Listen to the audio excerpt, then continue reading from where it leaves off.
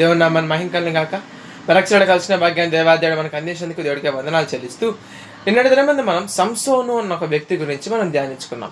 ఈ సంసోను అన్న వ్యక్తిని దేవుడు ఏర్పరచుకున్నాడు అని, దవడ ఎముక చేత యుద్ధం చేసి 1000 మందిని చంపేంత బలాన్ని దేవుడు అతనికి అనుగ్రహించాడు అని మనం తెలుసుకున్నాం. ఇప్పుడు అతడు దేవుని బిడ్డ, దేవుని కోసం సపరేట్ చేయబడిన ఒక మనిషి. అతను తప్పు చేస్తే దేవుని ఏం చేస్తాడు? క్షమిస్తాడా లేకపోతే అది శిక్షిస్తాడా? ఇది మనం తెలుసుకోవాలి. మనం ఇతర ధర్మశాస్త్రాలు చూసినట్లయితే దానికి ఖచ్చితంగా ఏముంటుంది అంటే, నేను చూసిన ధర్మశాస్త్రంలో ఏముంది అంటే, ఒక కులం వాళ్ళు తప్పు చేస్తే ఒక రకమైన శిక్ష, ఇంకొక కులం వాళ్ళు తప్పు చేస్తే ఇంకొక రకమైన శిక్ష అన్నట్టు మనకు కనిపిస్తూ ఉంటుంది. కానీ బైబిల్ గ్రంథం ఏం చదివిస్తుంది అంటే, ఎవరికైనా ఒకటే శిక్ష, పాపమునకు వచ్చే జీతం మరణం.